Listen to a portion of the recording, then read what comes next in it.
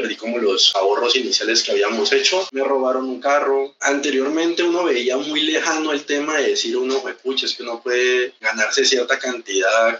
¿Cuántas propiedades tienes ahora? Ahorita 3. Usando el ChatGPT logró bajar los intereses que le cobraba el banco casi en un 40% y le salvó un negocio importantísimo. Carlos ha utilizado el conocimiento de los números para potencializar sus limitados recursos y empezar a crear ingresos pasivos de manera que en menos de 4 años va a tener la libertad financiera y la de su familia. Antes ni se lo imaginaba. Él nos muestra hoy cómo ese no de los bancos o no de las constructoras se puede convertir en un tal vez o lo puede convertir en lo que es el acuerdo, lo que a él le conviene porque tiene la información adecuada para hacerlo. Hoy Carlos nos da muchas ideas de cómo podemos negociar o buscar opciones sobre esas verdades de los bancos o de los constructores o de los vendedores que pensamos que ya no se pueden cambiar, pero que si luchamos, que si buscamos, que si nos educamos, tenemos muchas más herramientas de las que pensamos. Él y su esposa han transformado su vida financiera y están en el camino de la libertad y la paz financiera. Este episodio está increíble.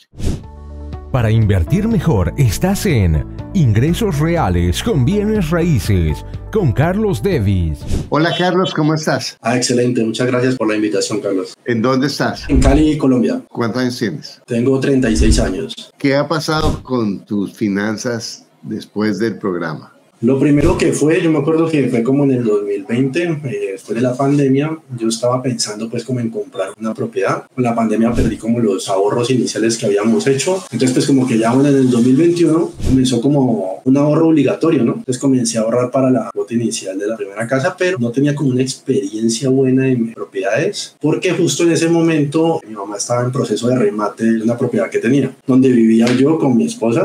Mi esposa ya estaba embarazada en el 2021. Entonces yo, bueno, toca comprar rápido, o sea. Tu mamá tenía una propiedad y se la estaban rematando. Se la estaban rematando, sí. Entonces, el concepto de hipoteca para mí no era como tan chévere como la percibo ahora, porque mi mamá tuvo la casa hipotecada durante mucho tiempo a un prestamista. Sí, o sea, no era un banco, era un prestamista. Ella utilizaba la casa como para poder hacer inversiones. Entonces, en el 2015, 16, 17, 18 comenzaron a llegar las cartas de abogados. Creo que alguien compró la cesión de la deuda y llegaban llamadas de abogados, tocaban la puerta, llegaban cartas, tocaban la puerta y mi mamá nunca quiso tocar eso. No se meta, eso no le incumbe a usted el problema de la casa. Era una casa, creo que si no estoy mal, de 300 metros cuadrados en un barrio estrato 5 aquí en Cali, que tenía 3 pisos independientes, a pesar de ser muy antigua. Entonces mi percepción siempre era como que, o sea, hipotecas malas, esto es malo. Y trabajaba vendiendo pues como asesor comercial, después emprendí con una agencia de marketing digital y yo nunca vi ese negocio como me parecía como ilógico, como que alguien tiene, no sé, 600 millones de pesos parqueados en ladrillo sin ponerlos a rentar. No entendía el negocio como tal. Apareciste en Facebook y como que me comencé a educar financieramente, dije, bueno, ¿a qué hora voy a armar un presupuesto? Entonces comencé a tener el Excel de las finanzas personales, presupuesto y cuánto ingresa y cuánto sale, el flujo de caja. Eso es importante. Para allá el 2021 arranqué con eso.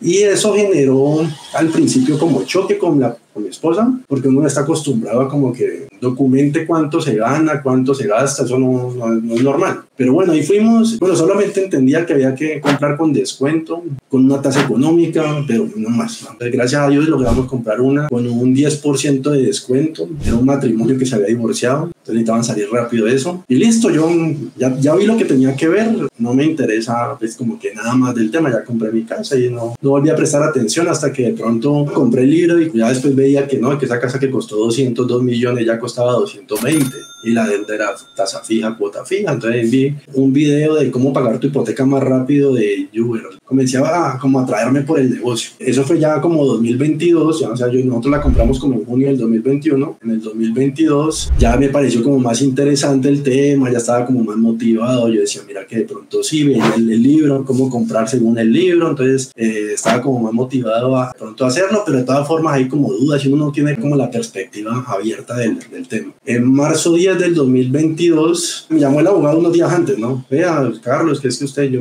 no tengo nada que ver, mi mamá no quiere que yo negocie, eso también está allá con mi hermano, pues en la casa yo no puedo hacer nada, yo ya estoy viviendo en otro lado, es que si no lo van a desalojar. Y yo, pues, llame a mi mamá o llame a mi hermano, yo respondo por ella, pero yo no puedo tomar decisiones sobre eso porque eso no es mío. Y dije, eso va a ser como los otros abogados si quieren entrar a ganar una oportunidad, porque esa casa, aparte de la hipoteca, debía 200 millones de pesos en impuestos. Yo nunca sé, no sé si eso es posible, pero sí debía 200 millones de pesos en impuestos y adicional le debía a los servicios públicos. Ni siquiera en remate era atractivo comprarla. Y aparte estaba en muy malas condiciones. O sea, yo creo que yo le hice una vez los números y ni siquiera en 400 millones era negocio. Creo que la casa costaba 600, pero ni siquiera en 400 millones o 350, que era el remate, valía la pena comprarla porque había que... Era un lote prácticamente, una casa lote, en un barrio caro. Seguramente ahorita habrán 20.000 soluciones que se me hubieran ocurrido, en el momento no se pudo. Entonces, el 10 de marzo del 2022 llegó el secuestre, llegó los abogados, todo eso. Cuando fui, el camión, pues, que desaloje, pues, como todo lo que tenía que suceder.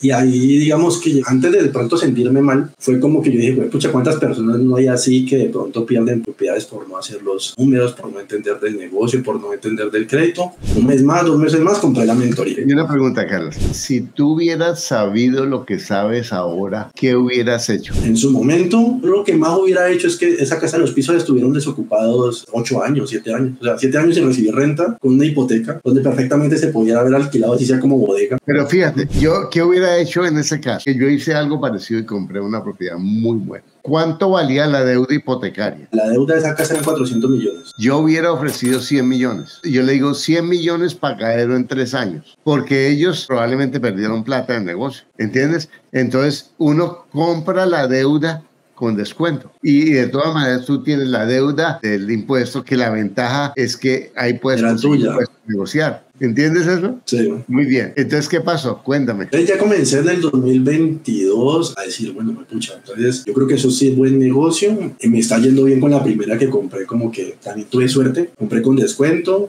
A la fecha de hoy, el metro cuadrado está entre 295 y 250, o sea que yo le puse un precio de 270, que no es lo recomendable, va a ver ese tema de que la propiedad suba, pero ya la hipoteca se paga con el alquiler, ¿sí? O sea, en 2 años. Entonces yo dije, pucha, hubiera sabido eso, ya como que me puse a entender más, sobre todo en los videos. Había un piloto que explicó el tema del salario mínimo en Colombia relacionado con el precio de la propiedad, que eso va muy de la mano. Y que lo chévere de la mentoría es que hay muchos enfoques, o sea, está el que invierte en bodegas, en lotes, en proyectos, el que construye. Entonces uno tiene que como que a ver con cuál es que se identifica, y me gustó mucho el tema del salario mínimo porque es algo que yo decía, ve, sí, si yo me retrocedo a tal fecha, sube el salario mínimo, sube la propiedad, por eso el BIS está amarrado a salario mínimo, y no tiene tampoco mucho riesgo porque también decía la estrategia de salida, ¿no? Te digo, si yo me meto en esto y no puedo controlarlo, pues que pueda salir rápido, porque hay unas que son muy complicadas de vender, pero en las plantillas que había un calificador de características de propiedades, ¿no? Que iba como de 0 a 10, y dije, me voy por ese lado. Y lo chévere es que, aunque es un poquito arriesgado, lo explicaban en el curso, el tema del leasing, una de las barreras mentales que yo tenía para invertir en bienes raíces es que necesitaba el 30%, 40% de la cuota inicial para poder entrar en algo. Yo decía, bueno, voy a empezar a ahorrar. ¿A qué hora? No, viciosamente no se ahorra, no sé, un 40% de una propiedad para poder ir a comprar. Eso no pasa. O sea, uno siempre pasa un problema y hay que sacar, y en el momento, pues ya que uno vaya a comprar, ya esa plata no vale lo mismo. Con el leasing compré la primera, aunque es riesgoso porque en caso de que tú no pagues, sales de una, pero si hay una garantía de que un alquiler lo está cubriendo, pues no vas a tener problema. Al contrario, vas a poder después comenzar a hacer abonos a capital y salir de ella. Entonces, el segundo que compré, yo comencé a escribir por los grupos de Facebook, busco una propiedad que rente por lo menos el 9% al año. Entonces me reía, no, eso no pasa, eso no sucede, eso no hay,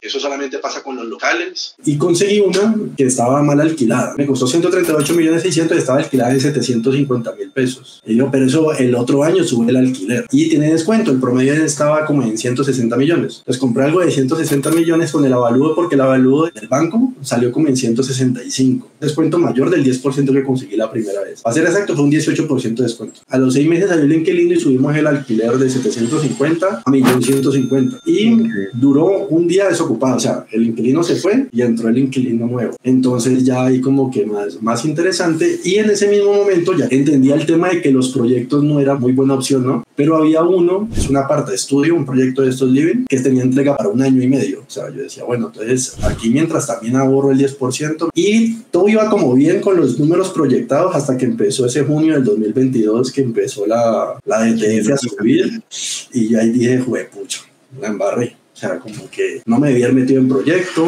El apartamento del otro ya estaba negociado, pero se me dilató la hipoteca mucho. Los papeles del banco, yo había hecho cálculos con una tasa del 10%. Pues subió, subió. Creo que en diciembre del 2022, si no estoy mal, las tasas de los bancos estaban como en un 16%. Y yo tenía aprobado con Bancolombia el 14%, pero me fui con Colpatria. Había entrado como una promoción que era una tasa del 12.10. Y dije, bueno, si con Bancolombia no me dan el 10, pues me voy aquí con el 12.10. Pero se dilató.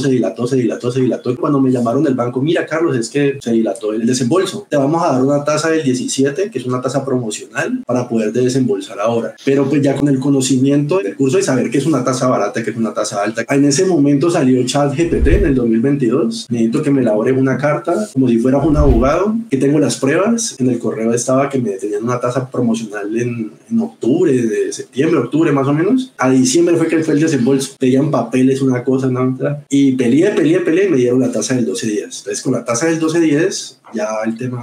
Oye, pero le has sacado la plata al curso. La verdad que sí, ha ayudado bastante en varios aspectos. Y entonces, ya pues la que venía para este año, con el tema de mi casa, ya cambio de gobierno, ya que se perdían esos subsidios. Había hecho números con una propiedad de 150 millones que subió de precio, pero subió de precio en el momento que tú compras con salarios mínimos. Se perdieron los subsidios, subieron las tasas. Eso fue un desastre, ¿no? Ahí fue también que tuve un poquito de suerte, porque ese fue el que me entregan el otro mes y logramos los 4 subsidios del gobierno, que eso no se lo dan a nadie, no sé cómo lo alcanzamos. Lo que yo oigo de ti es que tú no te rindes a lo que te dicen, sino tú buscas lo que tú quieres. Correcto. Pues yo tenía la esperanza de que por lo menos saliera 1 o 2 subsidios de esa propiedad y logramos pues que fueran los 4, ¿no? Que no es lo recomendable, porque normalmente es uno que no tiene mucha experiencia, apenas está empezando, se deja llevar por eso, pero tuve pues esos dos momentos de suerte que me ayudaron. Hoy en día ese aparte estudio que tiene permiso de rentas corta, que tiene piscina, que se puede alquilar alrededor de 1.100.000 pesos, que ya lo tengo calculado, que queda cerca de 2 universidades. Con los subsidios, teóricamente ese descuento me costó 106 millones, el BIS está en 195, o sea que es un descuento casi que de un 45%, y a pesar de la tasa que va a ser como del 15%, da flujo de caja positivo. Me gusta que tú no te asustaste con los cambios, sino te enfocaste en los números, porque oigo que en todas las historias tú estabas enfocado en que los números te dieran para que la propiedad fuera buen negocio, no en comprar, sino en comprar bien. Lo que decía es que comprar una propiedad es fácil a modo de sueño, pero a modo de inversión, pues los números no cuadran. A veces va a tocar poner casi que 2 veces lo que cuesta el alquiler. Exacto. Para poder cubrir la hipoteca, y eso no va a ser negocio, aparte es muy riesgoso, ¿no? Obvio, y te va a chupar el flujo que tú puedes utilizar para ahorrar o para comprar otra propiedad.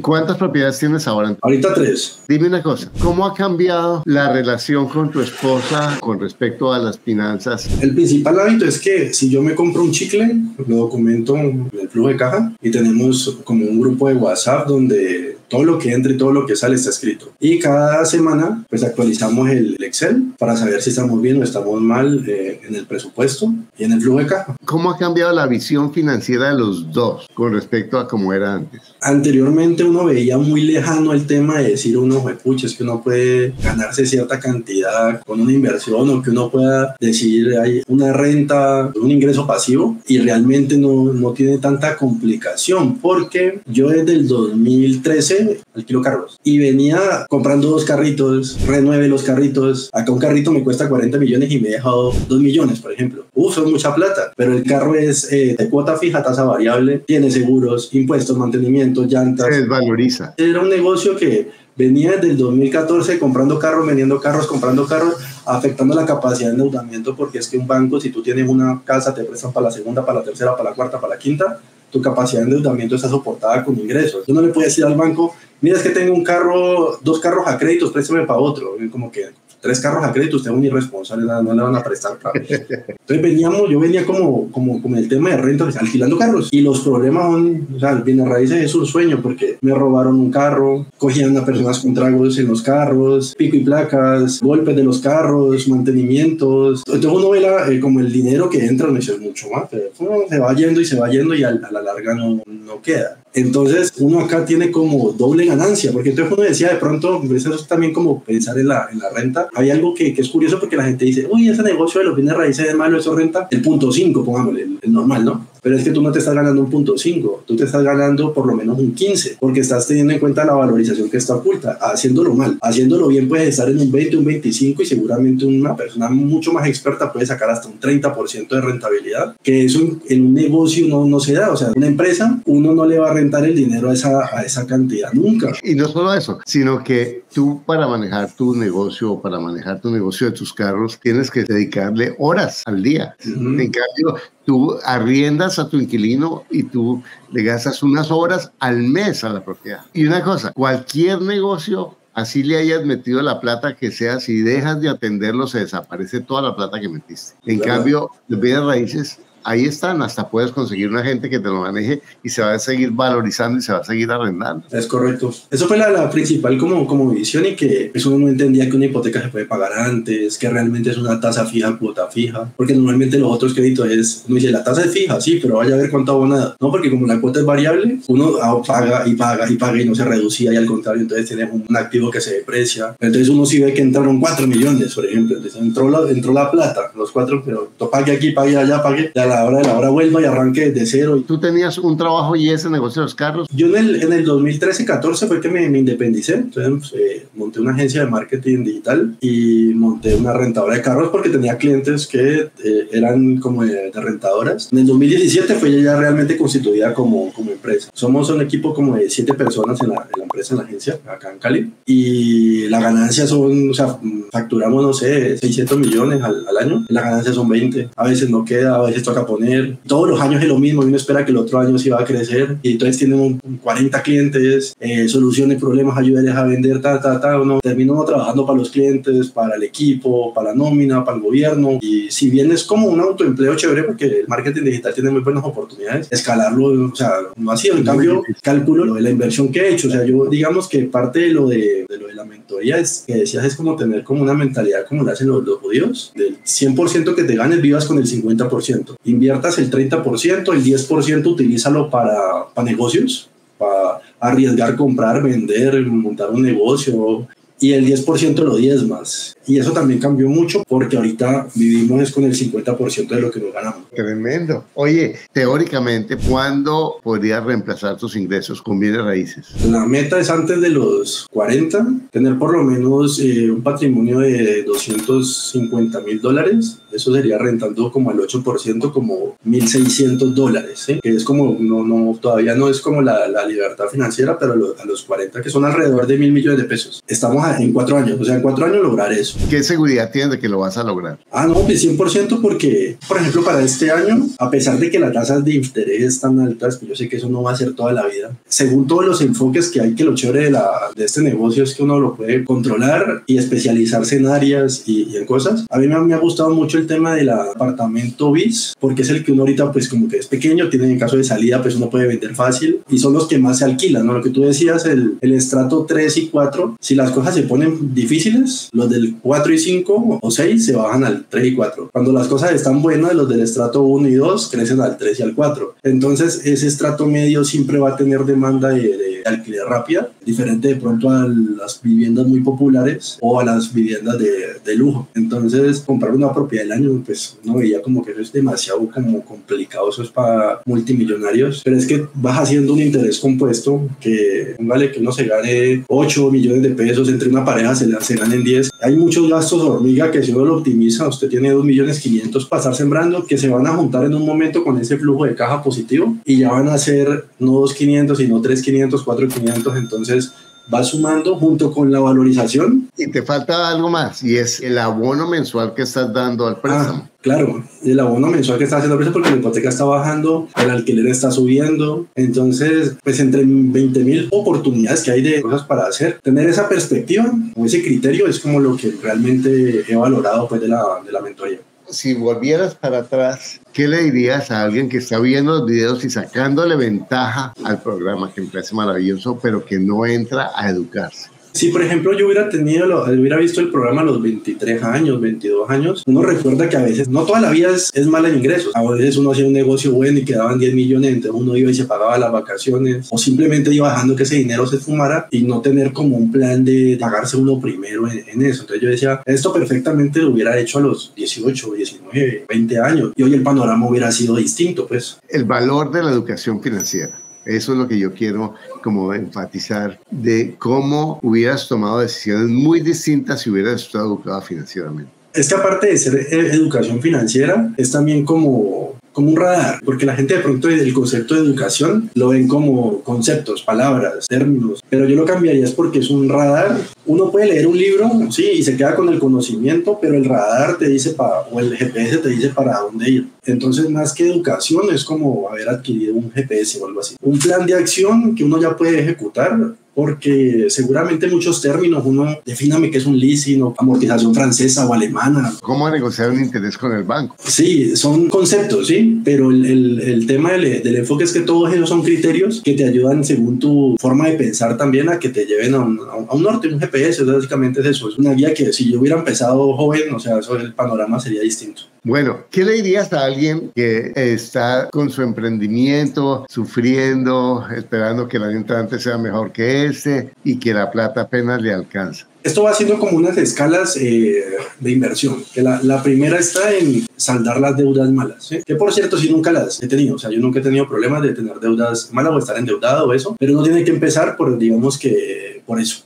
Cuando uno ya desbloquea ese logro, arranca a tener unas finanzas organizadas. O sea, tomarse la molestia de documentar cuánta plata ingresó, cuánta plata salió, en qué ingresó y ponerse un presupuesto. De ahí viene el tema de acomodarse según sus ingresos, a no pensar de que si está incrementando el ingreso, incrementa el gasto, sino que la de los judíos es muy buena. O sea, viva con el 50% de lo que se gana, invierta el 30%, especule, juegue con el 10%, compre mercancía con el 10%, invierta ese 10% en el negocio si quiere y diezme el otro 10%. El que sigue es que ya, como te decía, más que educación, porque es que la gente dice, educación, pues veo YouTube, es que se apalanquen con un mentor, con una persona que tenga resultados, que te va a dar ese norte, esa perspectiva, ese criterio, para que realmente no vayas a cometer errores por no tener las bases. Y de ahí que ya después, digamos que de donde estoy, ya vendría el tema de tener paciencia y no emocionarse a creer que esto es cada mes, que entonces compré y subió de valor y muy barato, voy y vendo, yo me las sé todas y vuelvo y juego, porque ya de aquí es dejar que el tiempo corra. Ya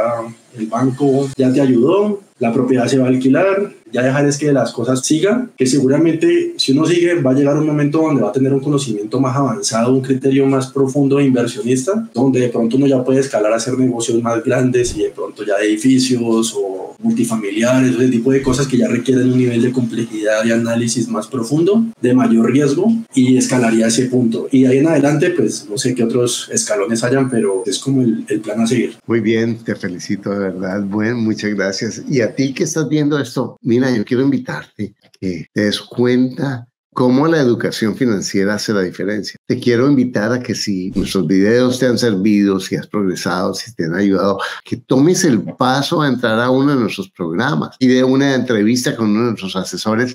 Nuestro objetivo no es que los estudiantes nos compren el programa, nuestro objetivo es que los estudiantes hagan un excelente negocio comprando el programa, invirtiendo. Si tú realmente tienes la disposición, el compromiso de utilizar estas herramientas, porque obviamente el cambio lo haces tú, yo te doy las herramientas, la estructura que le ha servido a miles de estudiantes y de familias a cambiar su vida financiera. Entonces yo te quiero invitar a que des este paso. Si te ha servido esto, di, bueno, si esto es lo gratis, ¿cómo será el programa? Tenemos casi 800 testimonios de estudiantes que han transformado su vida y la de sus familias días con estas mismas herramientas. Y así como Carlos nos cuenta, si yo hubiera sabido antes, hubiera podido hacer mis negocios con la casa de mi mamá, crecer de muchas maneras que antes sencillamente, aunque las tuviera en la punta de mi nariz, no las veía.